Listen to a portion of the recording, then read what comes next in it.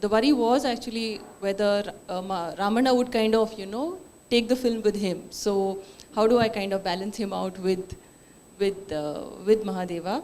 In fact, I was hoping to engage Mahadeva also in a conversation and be able to kind of record him talking to the camera, because he also had some very lovely stories about Shankarnag, but he was very shy.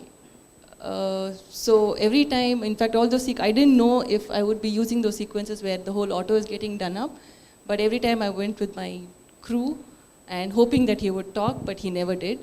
But we ended up kind of, just filming the whole doing up of the auto, and then I thought that itself, brought in this quiet into the storytelling, into the narrative. I know it's not something you intended, but this whole thing of, hey lady, don't speak to me in English, and this is what a Kannada woman should really look for in a man. It just became very interesting. I'm wondering how it was for you as a woman filmmaker or was that, something that came up at all, or was it assumed that it was, you were with a camera, so it was quite all right to be there?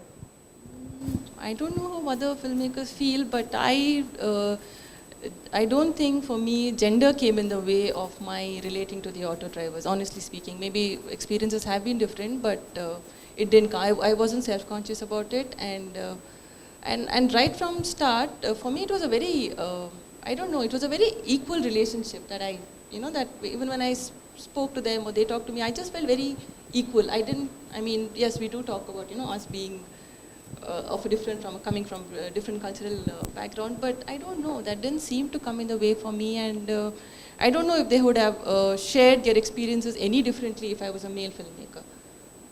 I don't know.